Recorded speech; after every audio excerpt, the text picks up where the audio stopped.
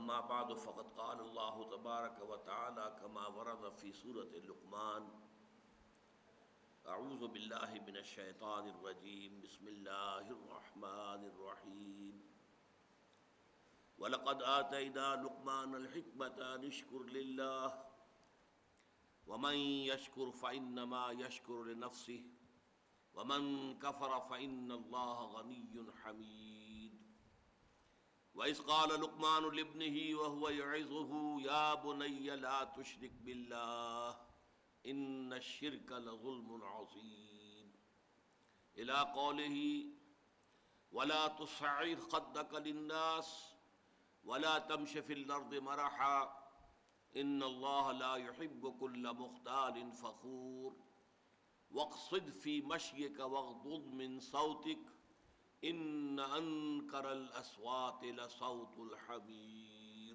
صدق اللہ العظیم۔ رب اشرح لي صدری ويسر لي أمری واحلل عقدۃ من لسانی یفقہوا قولی۔ اللہم ربنا الہمنا رشدنا واعصمنا من شرور انفسنا، اللہم ارنا الحق حقا وارزقنا اتباعہ وارنا الباطل باطلا وارزقنا اجتنابہ، اللہم وفقنا لما تحب وترضى وتقبل منا فإنك خیر المتقبلین، اللہم ربنا آنس وحشتنا فی قبورنا وارحمنا بالقرآن العظیم، اللہم اجعلہ لنا اماما ونورا وہدی ورحمہ، اللہم ذکرنا منہ ما نسینا وعلمنا منہ ما جہلنا وارزقنا تلاوتہ آناء اللیل واطراف النہار واجعلہ لنا حجتا یا رب العالمین آمین۔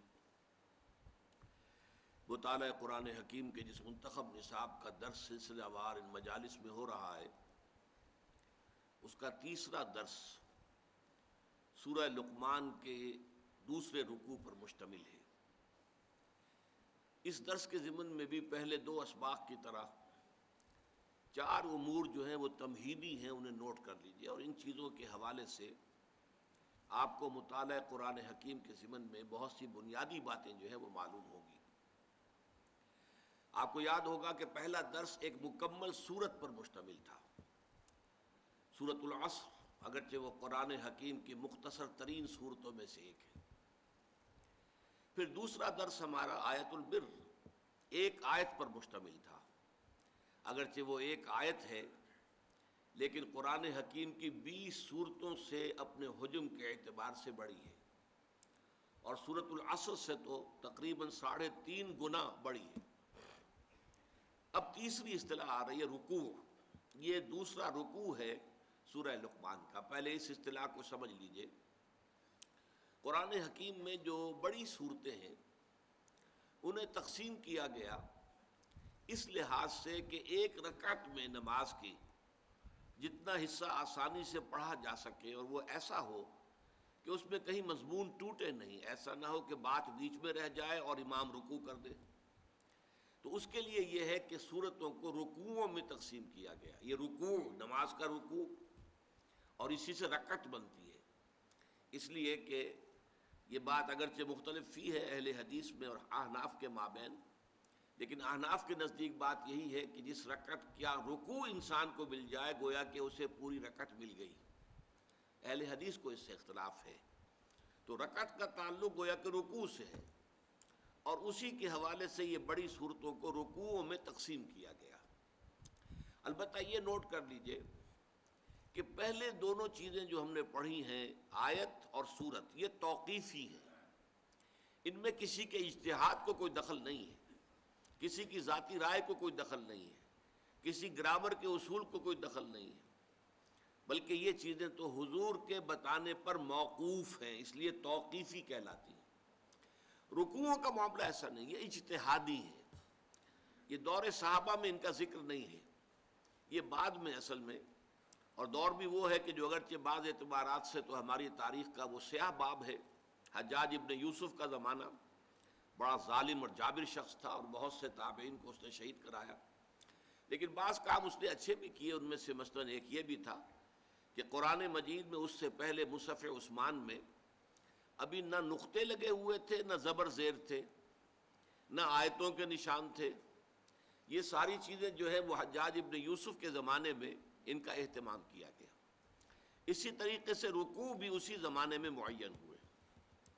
اور اس میں واقعہ یہ ہے کہ معلوم ہوتا ہے کہ اجتہاد سے کام لیا گیا، اجتہاد جہد سے بنا ہے، یعنی پوری کوشش کی گئی ہے کہ مضمون کے اعتبار سے تقسیم ہو.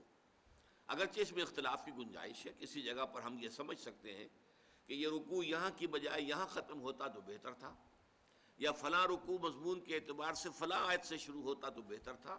اس رائے کے اختیار کرنے میں کوئی حرج نہیں، بیان کرنے میں کوئی حرج نہیں، اس لیے کہ یہ توقیفی امور نہیں ہے، یہ حضور کے بتانے پر نہیں ہے، بلکہ یہ تو ایک اجتہادی معاملہ ہے. اجتہادی معاملے میں اختلاف کی گنجائش ہوتی ہے. اب یہ نوٹ کر لیجئے کہ قرآن حکیم کی 36 صورتیں جو ہیں وہ صرف ایک ایک رکوع پر مشتمل ہیں. سورہ فاتحہ 7 آیتیں، ایک رکوع، اور آخری پارے کی کل صورتیں 37 ہیں، ان میں سے 35 ایک ایک رکوع کی، اس لیے کہ وہ آسانی سے ایک رکعت میں سب پڑھی جا سکتی ہیں. آخری 10-12 صورتیں تو بہت ہی چھوٹی ہیں، لیکن اس سے پہلے بھی جو صورتیں ہیں تو سورہ عبس و تولی سے شروع ہو کر وہ ایک رکعت میں آسانی سے پڑھی جا سکتی، وہ سب ایک ایک رکوعوں پر مشتمل ہے. پھر 2 رکوعوں پر، 3 رکوعوں پر، 4 پر، 5 پر.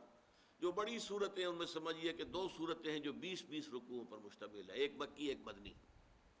اسی طریقے سے 2 صورتیں ہیں کہ جو 24 رکوعوں پر مشتمل ہیں، ان میں بھی ایک مکی ہے ایک مدنی ہے.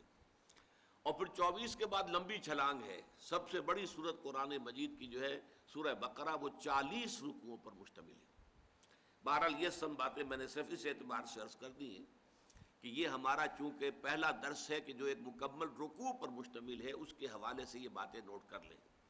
اس ضمن میں ضمنی طور پر ایک بات اور جان لیجیے، جو پاروں کی تقسیم ہے یہ بھی بہت بات کی ہے، بلکہ اس کے بارے میں تو پتہ نہیں چلتا کس دور میں کی گئی ہے. اور اس کے لیے ایک لفظ میں استعمال کر رہا ہوں، یہ غیر اجتہادی بھی ہے، اس میں کوئی کوشش نہیں کی گئی، بلکہ معلوم ہوتا ہے کہ کسی شخص کے پاس کوئی مصحف تھا، اس نے پارے، اس نے صفحے گن لیے، 30 میں تقسیم کیا، اور پھر صفحے جو ہے وہ گن کر وہ پاروں کے نشان لگا دیے. اور ان میں تو یقیناً بہت حد تک جو ہے اختلاف کی گنجائش ہے، بلکہ بعض جگہوں پر ہمارے ہاں جو پارے بنے ہوئے ان میں بڑا بھونڈا انداز ہے. سورہ ہجر کی صرف ایک آیت جو ہے وہ 13ویں پارے میں ہے، پوری سورہ 14ویں پارے میں ہے. تو ایسی چیزیں بھی جو ہے وہ موجود ہیں پاروں کی تقسیم میں. چنانچہ سعودی عرب میں جو ادارہ قائم ہوا ہے قرآن مجید کی اشاعت اور نشر اور طباعت کے لیے، مجمع للفہد، فہد نے یہ کام کیا، اور اس میں کوئی شک نہیں، میں سمجھتا ہوں کہ اب تک جتنے قرآن وہاں طبع ہو چکے ہیں ان کی تعداد کروڑوں میں ہوگی. اور نہایت عمدہ کاغذ پر، بہت عمدہ گلیز پیپر جو ہے، بہت عمدہ، اور جلدیں اس قدر عمدہ، ہم تو یہاں اپنے ملک میں تصور بھی نہیں کر سکتے کہ ویسی عمدہ جلدیں باندھی جا سکتی ہیں جو وہاں پر بنتی ہیں. تو اس میں آپ کے علم میں ہونا چاہیے انہوں نے پاروں میں بھی جو گڑبڑ ہے اس کو رفع کر دیا. چنانچہ 14واں پارہ ربع ماہ سے شروع نہیں کیا ہے، بلکہ سورہ ہجر کے آغاز سے 14واں پارہ شروع کیا ہے، تاکہ پوری کی پوری سورہ ہجر جو ہے وہ شامل ہو جائے اس 14ویں پارے کے اندر. اسی طرح ان کے اندر رکوعوں کا معاملہ بھی نہیں ہے، اگرچہ انہوں نے صدر ضیاء الحق صاحب کے کہنے پر پاکستان میں جو عام طور پر رسم الخط لوگوں کے اندر جو ہے وہ معروف ہے، اس میں بھی قرآن مجید شائع کیے، اور اس میں پھر رکوع وغیرہ کا بھی وہی نظام رکھ دیا کہ جو ہمارے ہاں یہاں پر لوگوں کے لیے معروف ہے. لیکن جو ان کا اصل ہے اس کے اندر یہ کہ رکوع نہیں ہے. ہر پارے کو انہوں نے 2 احزاب میں تقسیم کیا ہے، ہر حزب کے 4 حصے ہیں، گویا کہ 8 حصوں میں ہر پارے کو تقسیم کیا ہے. لیکن میرے نزدیک یہ ہے کہ یہ احزاب جو 8 انہوں نے بنائے ہیں ان سے یہ رکوعوں کی تقسیم بہتر ہے معنوی انداز میں، کہ جو عبارت کا تسلسل ہوتا ہے سیاق و سباق کے اعتبار سے وہ ان رکوعوں کی تقسیم میں زیادہ بہتر نظر آتا ہے. اگرچہ بعض جگہوں پر مجھے بھی اختلاف ہے کہ رکوع یہاں سے نہیں بلکہ یہاں سے شروع ہونا چاہیے تھا، اور یہ میں بتا چکا ہوں، اس میں کوئی قابل اعتراض بات نہیں ہے، اس لیے کہ یہ چیز جو ہے یہ توقیفی نہیں ہے بلکہ اجتہادی ہے. اب دوسری بات نوٹ کیجئے، ہمارے اس منتخب نصاب کا نقطۂ آغاز، وہ آم کی گٹھلی کی مثال جو میں نے دی تھی، وہ تو ہے سورۃ العصر. پورا آم کا درخت، اگر آم کا درخت ہم کہیں منتخب نصاب، وہ پورا سورۃ العصر میں ہے، اور پورا آم کا درخت ہم کہیں پورا قرآن مجید، تو پورا قرآن مجید بھی سورہ عصر میں ہے. لیکن اب سوچنا یہ ہے کہ یہ جو تیسرا سبق ہے اس کی کیا مناسبت ہے اس کے ساتھ. اس کے لیے ضروری ہوگا کہ پہلے ہم ایک رواں ترجمہ کر لیں. وَلَقَدْ آتَيْنَا لُقْمَانَ الْحِكْمَةَ أَنِ اشْكُرْ لِلَّهِ وَمَنْ يَشْكُرْ فَإِنَّمَا يَشْكُرُ لِنَفْسِهِ. اور ہم نے لقمان کو حکمت عطا کی تھی کہ کر شکر اللہ کا، اور جو کوئی شکر کرتا ہے تو وہ اپنے ہی بھلے اپنے ہی نفع کے لیے کرتا ہے. وَمَنْ كَفَرَ، اور جو کفران نعمت سے کام لیتا ہے، فَإِنَّ اللَّهَ غَنِيٌّ حَمِيدٌ، تو یقین اللہ تعالیٰ تو غنی ہے، بے نیاز ہے، اسے کوئی احتیاج نہیں، اور اپنی ذات میں خود محمود ہے، کوئی حمد کرے نہ کرے اسے حمد کی بھی احتیاج نہیں. اس آیت میں تو گویا کہ حضرت لقمان کا ایک تعارف کرا دیا. اب چلا حضرت لقمان کی نصائح کا معاملہ. وَإِذْ قَالَ لُقْمَانُ لِابْنِهِ وَهُوَ يَعِظُهُ، اور یاد کرو جب کہ کہا تھا لقمان نے اپنے بیٹے سے، وَهُوَ يَعِظُهُ، اور وہ اسے نصیحت کر رہے تھے، وعظ کہہ رہے تھے، اور گمان غالب یہ ہے کہ یہ انتقال کے وقت کی وصیت ہے. یا بنی لا تشرک باللہ، اے میرے بیٹے اللہ کے ساتھ شرک ہرگز مت کیجو. ان الشرک لظلم عظیم، یقیناً شرک جو ہے بہت بڑا ظلم ہے، بہت بڑی ناانصافی ہے. ووصینا الانسان بوالدیہ، اور ہم نے وصیت کی تھی اور کی ہے انسان کو اس کے والدین کے بارے میں. یہاں حسنہ یا احسانہ محذوف ہے. دو جگہ قرآن مجید میں یہ لفظ اسی طریقے سے اس آیت کے ساتھ آیا ہے، قد وصینا الانسان بوالدیہ حسنا یا احسانہ، یہاں حذف کر دیا گیا. ہم نے انسان کو وصیت کی والدین کے حق میں کہ ان کے ساتھ حسن سلوک کرے، نیک رویہ اختیار کرے. حملتہ امہ وہنا علی وہن، اور خاص طور پر اس کی والدہ، اس نے اسے اٹھائے رکھا اپنے پیٹ میں کمزوری پر کمزوری جھیلتے ہوئے. وفصالہ فی عامین، اور پھر اس کا دودھ چھڑانا ہوا 2 سالوں میں. ان اشکر لی، کیا وصیت کی تھی کہ شکر کرو میرا، ولوالدیک، اور اپنے والدین کا، الی المصیر، تمہیں میری ہی طرف لوٹنا ہے. وَإِن جَاهَدَاكَ، اور اگر وہ دونوں یعنی والدین، والد اور والدہ، تم سے جہاد کریں، تم سے جھگڑیں، تم پر دباؤ ڈالیں، عَلَىٰ أَن تُشْرِكَ بِي مَا لَيْسَ لَكَ بِهِ عِلْمٌ، کہ تم شریک ٹھہراؤ میرے ساتھ کسی ایسی ہستی یا شے کو جس کے لیے تمہارے پاس کوئی علم، تمہارے عقل میں، شعور میں، فہم میں کوئی سند نہیں ہے، دلیل نہیں ہے. فَلَا تُطِعْهُمَا، تو ان دونوں کا کہنا مت مانو. وَصَاحِبْهُمَا فِي الدُّنْيَا مَعْرُوفًا، البتہ دنیا میں ان کے ساتھ رہو بھلے طریقے سے، بھلے انداز میں، اچھے طور سے. وَاتَّبِعْ سَبِيلَ مَنْ أَنَابَ إِلَيَّ، اور پیروی کرو اس شخص کے راستے کی جس نے اپنا رخ میری طرف کر لیا ہو. ثُمَّ إِلَيَّ مَرْجِعُكُمْ، پھر میری ہی طرف تم سب کو لوٹنا ہے. فَأُنَبِّئُكُمْ بِمَا كُنتُمْ تَعْمَلُونَ، پھر میں تمہیں بتا دوں گا اور جتلا دوں گا جو کچھ کہ تم کرتے رہے تھے. یہاں آپ نے نوٹ کر لیا ہوگا کہ حضرت لقمان کی نصیحت جیسے ہی شروع ہوئی اپنے بیٹے کو، ایک ہی آیت کے بعد اس میں اللہ تعالیٰ نے اپنی طرف سے کچھ اضافہ کیا ہے. یہ جو والدین کے بارے میں بات آئی ہے اور تفصیل کے ساتھ آئی ہے، یہ در حقیقت اللہ تعالیٰ کی طرف سے ایک خلا ہے جو پر کیا گیا ہے، وہ میں بعد میں وضاحت کر دوں گا. لیکن اب اس کے بعد پھر حضرت لقمان کی نصیحت شروع ہو رہی ہے. یا بنیا، اے میرے بچے، انہا ان تکو مثقال حبۃ، اگر ہو وہ یعنی عمل انسان کا، خواہ وہ نیکی کا ہو بدی کا ہو، بھلا ہو برا ہو، پھر یہ کہ وہ رائی کے دانے کے ہم وزن ہو. مثقال حبۃ من خردل، خردل رائی، بہت ہی دانہ چھوٹا ہوتا ہے، رائی کے دانے کے ہم وزن ہو نیکی یا بدی.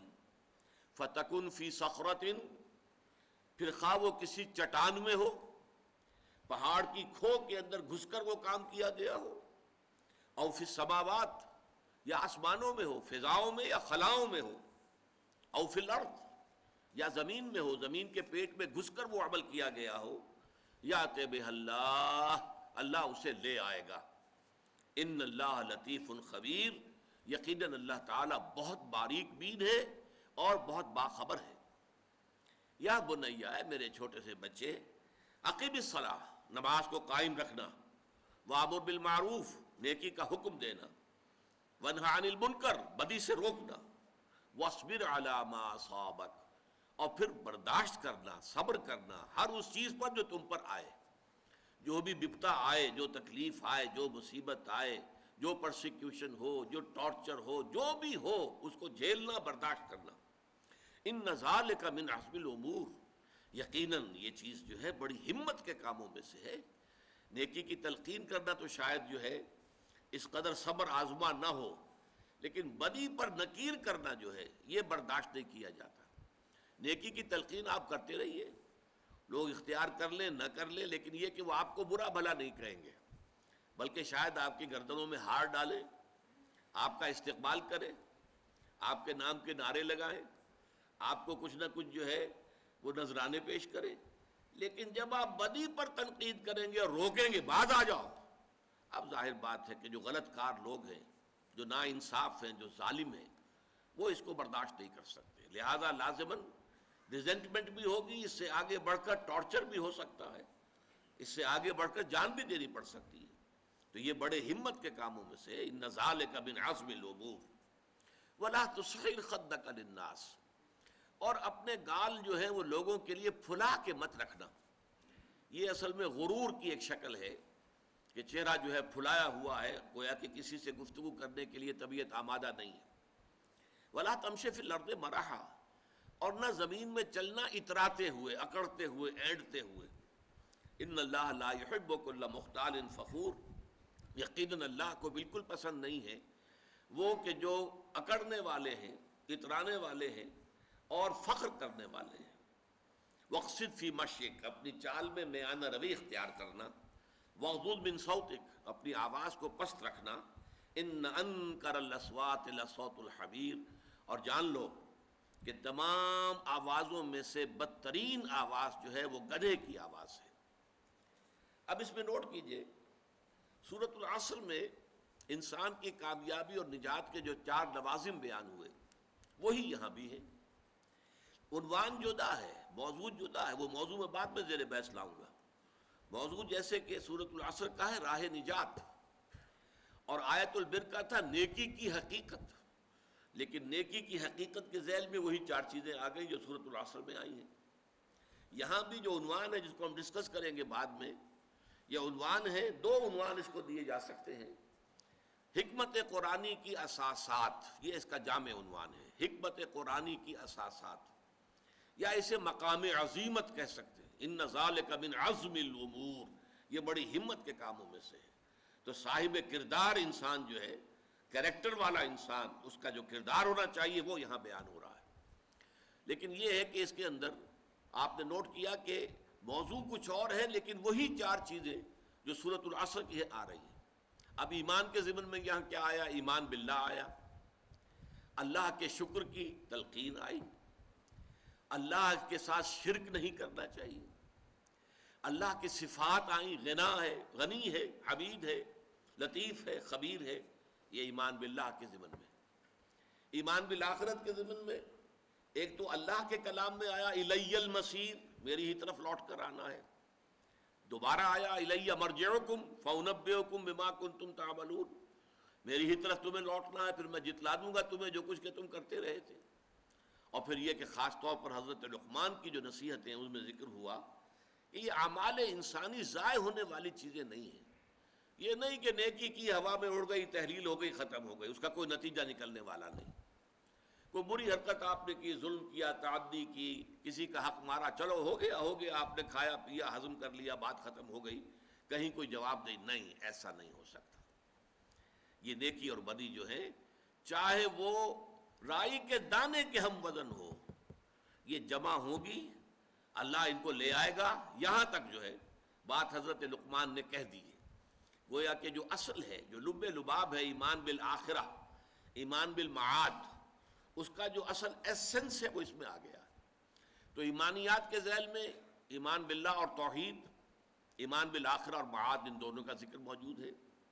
اعمال صالحہ میں حسن سلوک کرنا والدین کے ساتھ، ان کے ساتھ حسن معاشرت، اگرچہ اگر وہ غلط بات کے لیے کہیں، شرک پر دباؤ ڈالے کہ شریک کرو کسی کو اللہ کے ساتھ تو مت مانو، لیکن اس کے باوجود حسن سلوک، ان کے ساتھ معاملہ جو ہے حسن معاشرت کا جاری رکھنا ہے۔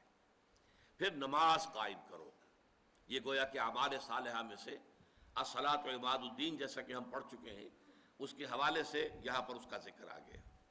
پھر یہ کہ خاص طور پر جو ایک میچور انسانی شخصیت ہوتی ہے، اس کی جو کیفیات ہے، اس میں فقر اور غرور کی بجائے تواضع ہونی چاہیے۔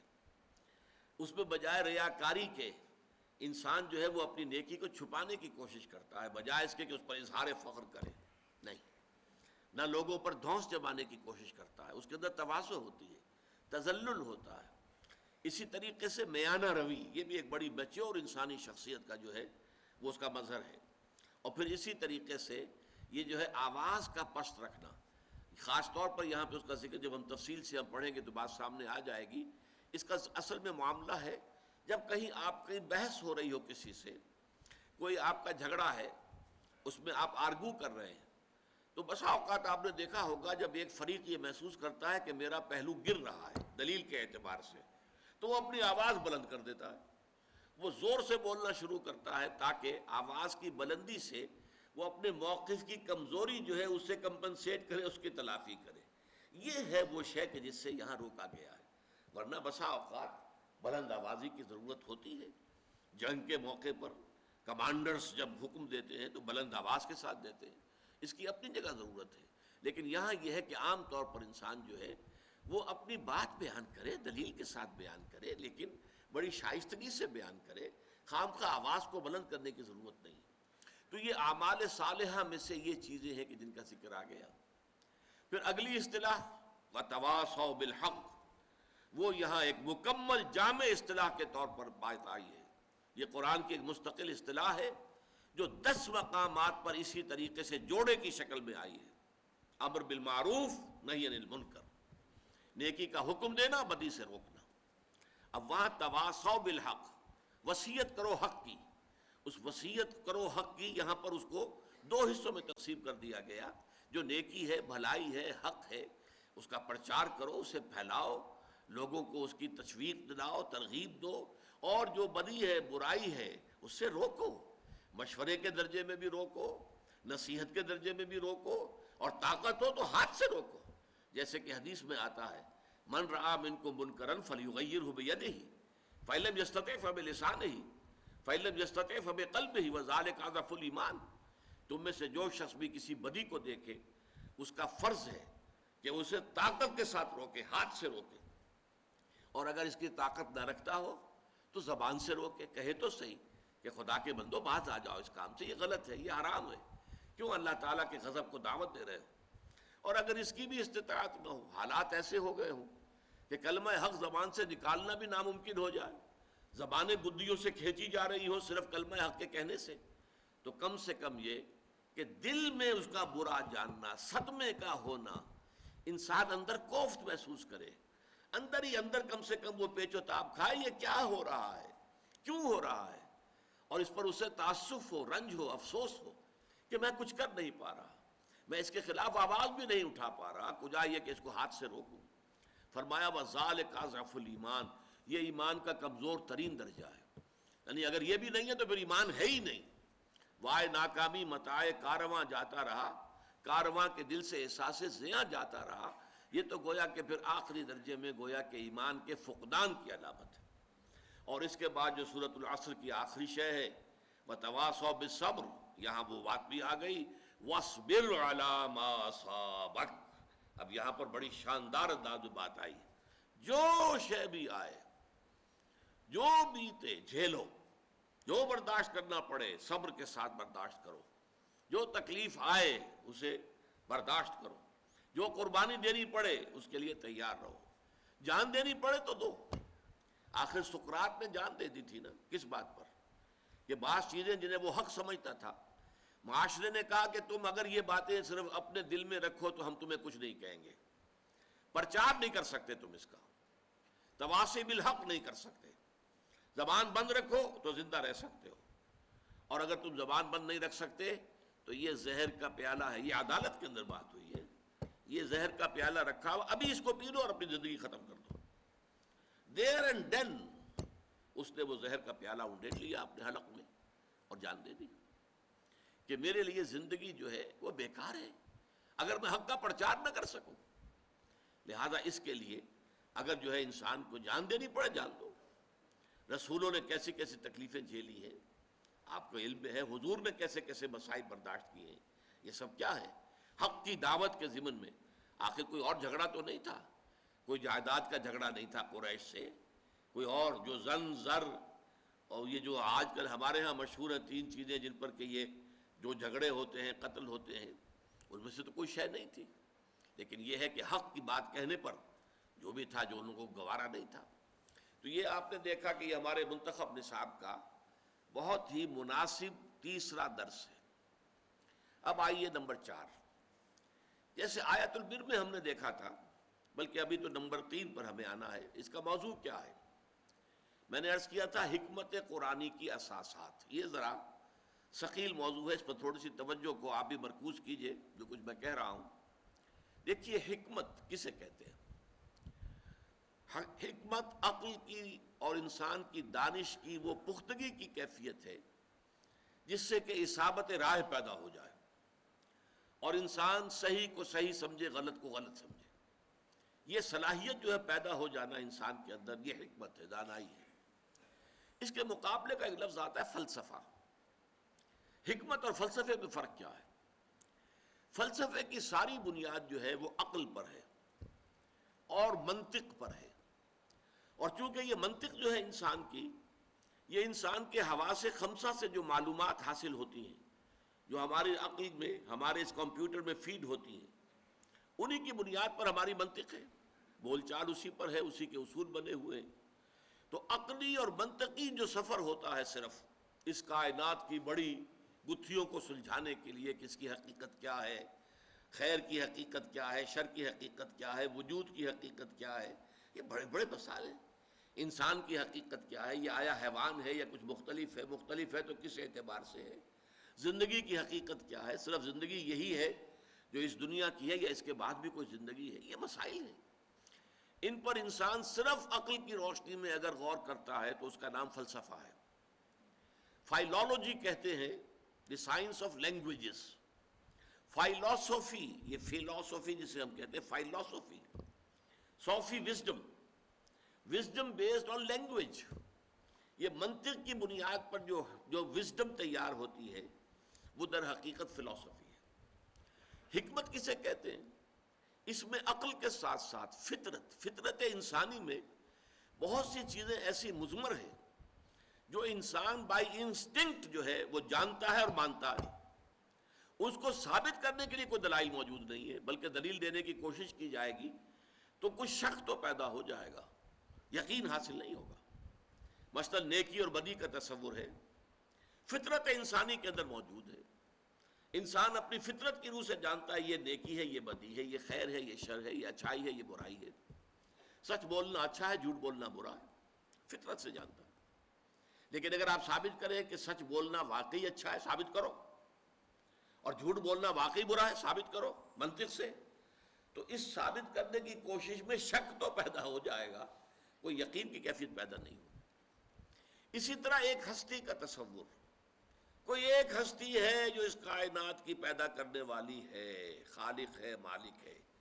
یہ تصور فطرت انسانی کے اندر موجود ہے.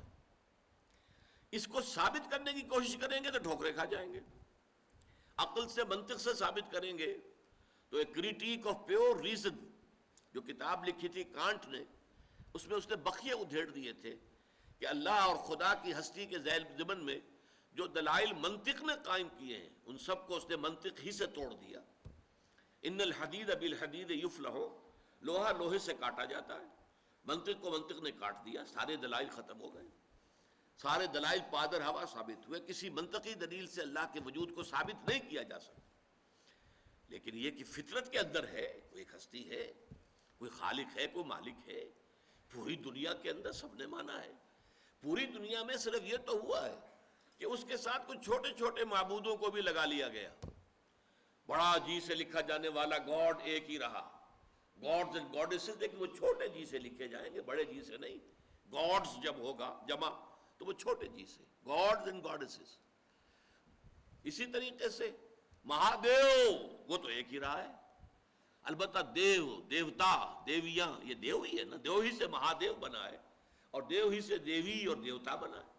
دیوی دیوتا بے شمار ہو سکتے ہیں, اللہ ایک, آلہہ بے شمار ہو سکتے ہیں. تو یہ انسانی فطرت کے اندر مضمر ہے, تاریخ انسانی ثابت کر رہی ہے. اگرچہ کہ منطق کے حوالے سے اگر آپ اسے ثابت کرنا چاہیں گے تو وہ ثابت نہیں کر سکتے. منطق جو ہے وہ منطق کو کاٹ دیتی ہے. سب سے بڑی دلیل یہ دی جاتی ہے کوئی شے بغیر کسی کے پیدا کیے پیدا نہیں ہو سکتی, تو کائنات بغیر کسی کے پیدا کیے کیسے پیدا ہو گئی؟ کوئی نہ کوئی پیدا کرنے والا ہے. ٹھیک, اب اسی پر اگلا وار ہوتا ہے, اچھا تو پھر وہ ہستی بغیر کسی کے پیدا کیے پیدا ہو گئی یا خود بخود ہو گئی, کیسے ہو گئی؟ اگر اصول یہ ہے کہ کوئی شے بغیر کسی کے پیدا کیے پیدا نہیں ہو سکتی, تو وہ ذات کیسے پیدا ہوئی؟ دلیل ختم ہو گئی. ان الحدید بالحدید یفلع, لوہے کو لوہا کاٹتا ہے. تو در حقیقت کوئی منطقی دلیل نہیں ہے. اور ہمارے ہاں خاص طور پر امام رازی رحمۃ اللہ علیہ نے اپنی تفسیر میں جو منطقی بحثیں کی ہیں, موشگافیہ کی ہیں, وہ ٹھیک ہے, ایک دور کا یہ ایک خاص مشغلہ تھا اور خاص اس کا ایک ذوق تھا, ایک ہر دور کا ہوتا ہے, اس میں اس کی بڑی قدر تھی, اہمیت تھی, لیکن اب اس کی کوئی حیثیت نہیں. تو اصل میں جب فطرت انسانی وہ صحیح ہو, اس میں کجی نہ آئے, وہ پرورٹڈ نہ ہو, وہ فطرت مست نہ ہو گئی ہو, اور عقل سلیم, عقل بھی بے راہ نہ ہو, عقل پر شہوت کا غلبہ نہ ہو جائے, خواہشات کا غلبہ نہ ہو جائے, تعصب کی پٹی نہ بندھی ہوئی ہو. تو دیکھیے دونوں لفظ سلیمہ سالم سے بنا ہے. کسی شے کا صحیح ہو, سالم ہونا, فطرت سلیمہ, فطرت صحیح ہو, سالم ہو, اس کے اندر کوئی کجی نہ آئی ہو, کہیں کسی اعتبار سے پرورشن نہ آئی ہو, اور عقل انسانی بھی صحیح ہو, سالم ہو, عقل سلیم, اور اس کے اوپر نہ تو خواہشات کی پٹی بندھی ہوئی ہو, نہ اس پر تعصبات کی پٹی بندھی ہوئی ہو, نہ اس پر کوئی اور اپنی اغراض جو ہے غالب آ جائے. اگر یہ دونوں صحیح و سالم ہو اور دونوں کا سفر ہو, تو اس سے جو شے وجود میں آتی ہے وہ حکمت ہے, وزڈم. انگریزی میں دو الفاظ استعمال ہوتے ہیں, فلاسفرز اینڈ سیجز. سیجز ان کو کہا جاتا ہے وہ درویش بنش مفکرین, جنہوں نے عقل سے کام لیا, غور و فکر سے کام لیا, لیکن وہ تھے نہایت درویش بنش. انسانیت, اخلاقی اعتبار سے, ہر اعتبار سے وہ بہت عمدہ نمونے انسانیت کے. فلسفی تو کوئی بھی ہو سکتا ہے, شرابی ہو, زانی ہو, لیکن یہ کہ وہ عقل جو ہے, عقل عیار, عقل تیز ہو, اور اس کے ذریعے سے وہ بہت سے اپنے فلسفیانہ خیالات جو ہیں ان کا تانا بانا منطق کے ذریعے سے باندھ کر لوگوں کے سامنے رکھ سکتا ہے. معلوم ہوگا کہ بہت بڑا فلسفی ہے. لیکن یہ ہے کہ وہ شخص کی جو اپنی شخصیت کے اعتبار سے, سیرت و کردار کے اعتبار سے بھی وہ صحیح انسانیت کا ایک نمونہ ہو, اور پھر وہ عقل اور فکر اور فطرت سلیمہ کی روشنی میں اس کی عقل سلیم سفر کرتے ہوئے حقائق تک پہنچے, ان کو ہم سیجز کہتے ہیں, وہ درویش. اور ہم اردو میں استعمال کریں گے حکما, اسی لیے حکما و فلاسفہ یہ دو الفاظ علیحدہ علیحدہ استعمال ہوتے ہیں. جو فلسفہ ہے خالص منطق کی بنیاد پر جو چلتا ہے, خالص منطق, خالص عقلیت, اس کے نتیجے دو ہیں لازماً. آخری منزل کیا ہے؟ اسکیپٹسزم, شک, ارتیابیت. کوئی یقین کی کیفیت پیدا نہیں ہو سکتی کسی شے پر. یا ایگنوسٹسزم, لا ادریت. یا تو فلسفی کو یہ کہنا پڑتا ہے کہ ہمیں کچھ پتہ نہیں, معلوم ہم شد کہ ہیچ معلوم نہ شد. مجھے عمر کے اس آخری درجے میں آ کر معلوم ہو گیا کہ مجھے کچھ معلوم نہیں. سارا سوچ بچار. علامہ اقبال کا بھی ایک شعر بڑا عجیب ہے, بڑا عجیب ہے. ویسے تو ان کی وہ پوری نظم جو ہے ذوق و شوق بال جبریل میں, میرے نزدیک شاعری کے اعتبار سے, شعر کے اعتبار سے علامہ کے کلام میں وہ کلائمیکس ہے, سب سے اونچی نظم ہے, ذوق و شوق. اسی میں ایک ہے, تیری نظر میں ہے تمام میرے گزشتہ روز و شب, مجھ کو خبر نہ تھی کہ ہے علم نخیل بے رطب. عمر کی اس سرحد پر پہنچ گیا اللہ میں پہنچ گیا ہوں, میں نے سمجھ لیا یہ علم اور فلسفہ جو ہے جو میں نے حاصل کیا, پڑھا لکھا, جس کے لیے گیا میں برطانیہ بھی گیا اور جرمنی بھی گیا, مجھے معلوم نہ تھا یہ ایسے کھجور کا ایک درخت ہے جس میں کھجور لگتی ہی نہیں. درخت کھجور کا ہے, کھجور نہیں لگتی اس میں. مجھ کو خبر نہ تھی کہ ہے علم نخیل بے رطب, اس میں تو کھجور لگتی ہی نہیں. اسی لیے پھر ایک جگہ کہتے ہیں کہ خرد کی گتھیاں سلجھا چکا میں, میرے مولا مجھے صاحب جنوں کر, یقین مجھے پیدا ہو جائے. اور وہ یقین جو ہے پھر عشق پیدا کرتا ہے, محبت پیدا کرتا ہے, جذبہ پیدا کرتا ہے, جنون پیدا کرتا ہے. دنیا انہیں کہتی جنونی. یہ لوگ کیا ہے؟ فنڈامنٹلسٹ. یہ لوگ جو ہیں یہ تو اپنی جانیں ہتھیلی پر لیے پھرتے ہیں, ان کی مت ماری گئی ہے, یہ پاگل ہیں. یہ در حقیقت یہ لوگ جو ہیں وہ در حقیقت عقل و خرد سے بالکل بیگانہ ہو چکے ہیں. یہ الفاظ دنیا کہتی ہے. عشق, وہ عشق کا معاملہ اور ہے, اور ایک علم ہے, وہ علم اور عقل وہ اور ہے. گزر جا عقل سے آگے کہ یہ دور, چراغ راہ ہے منزل نہیں ہے. منزل تک پہنچانے والی شے نری عقل نہیں ہے. ہاں عقل بہت بڑی شے ہے, بہت بڑی شے ہے, بہت بڑی شے ہے, بشرطے کہ فطرت صحیح ہو, فطرت سلیمہ ہو, فطرت میں کجی نہ ہو, فطرت اپنی صحت پر برقرار ہو, فطرت پرورٹ نہ ہوئی ہو, اور اب عقل کام کرے, عقل سلیم. تو فطرت سلیمہ اور عقل سلیم ان دونوں کے امتزاج سے جو شے وجود میں آتی ہے اس کا نام حکمت ہے. اس حکمت کی اساسات کیا ہیں؟ اب یہ گویا کہ علم قرآن کا ایک بہت اہم باب ہے, بہت اہم باب ہے, بہت اہم باب ہے, اس لیے کہ یہ بہت سے ابواب کے لیے کلید ہوگا. یہ باتیں دوسری جگہوں پر آتی ہیں حوالوں کے طور پر. یہاں پر اگر اس باب میں, اس درس میں ہم ان کو سمجھ لیں گے تو آگے ہمارے لیے بہت سے مقامات کا سمجھنا جو ہے, کیونکہ یہی در حقیقت اس کے لیے کلید ہیں, وہ ہمارے لیے آسان ہو جائے گا. اب تمہیدی اعتبار سے چوتھی بات یہ ہے کہ یہ حضرت لقمان کون تھے, ان کی شخصیت کیا ہے. جیسے ہمارے دوسرے سبق میں اس کا موضوع تو تھا نیکی کی حقیقت, پس منظر میں ایک واقعہ تھا, تحویل قبلہ کا واقعہ, جو شمال سے جنوب کی طرف رخ کرنے کا حکم ہو گیا, بیت المقدس کی بجائے بیت اللہ الحرام کی طرف. یہ واقعہ تھا. تو لیس البر ان تولوا وجوہکم قبل المشرق والمغرب, یہاں سے بات شروع ہوئی. کل نیکی یہی نہیں ہے کہ تم اپنے چہرے مشرق اور مغرب کی طرف پھیر دو. اسی طرح یہاں بھی پس منظر میں یہاں واقعہ نہیں, ایک شخصیت ہے. حضرت لقمان کی شخصیت کے بارے میں اگرچہ ایک اختلاف ہے. بعض مورخین کے نزدیک یہ عرب بائدہ سے ان کا تعلق ہے. یہ اصطلاح بھی نئی سمجھ لیجئے. عرب بائدہ کہتے ہیں ان اقوام کو کہ جو نسیم منسیہ ہو گئی, عرب کی پرانی اقوام. قوم عاد تھی, بہت بڑی قوم, جس کی طرف حضرت ہود بھیجے گئے تھے, وہ ختم ہو گئی عذاب الہی سے, اس کا وجود نہ رہا. قوم سمود تھی, بہت بڑی قوم, جس کی طرف حضرت صالح بھیجے گئے, وہ ختم ہو گئی, نام و نشان مٹ گیا. یہ کہلاتے ہیں عرب بائدہ, پرانے جو ختم ہو گئے. پھر یہ عرب عاربہ اور پھر عرب مستعربہ, یہ تین اصطلاحات ہیں. پھر کبھی کسی موقع پر ان کی وضاحت باقی کی کروں گا. عرب بائدہ کی میں نے اس لیے کر دی ہے کیونکہ ایک رائے یہ ہے کہ قوم جو عاد تھی اسی میں سے ایک بادشاہ لقمان تھے, لقمان ابن عاد, اور یہ بہت حکیم اور دانا انسان تھے, بہت فہیم, بہت سمجھدار انسان تھے. ایک رائے یہ ہے. اور ایک رائے یہ ہے کہ در حقیقت قوم عاد جو ہے جب تباہ ہوئی ہے تو اس کا کچھ حصہ جو ہے, جو بچ گئے تھے اہل ایمان, وہ یمن میں جا کے آباد ہوئے. وہاں انہوں نے ایک حکومت قائم کی, وہاں پر ایک بادشاہ ہوئے ہیں لقمان نام کے. لیکن یہ زیادہ تر تاریخی حوالوں سے یہ بات کہی جاتی ہے. صحابہ کرام رضوان اللہ تعالی علیہ مجمعین کی جو رائے ہے, جن میں کہ میں آپ کو گنوا دیتا ہوں.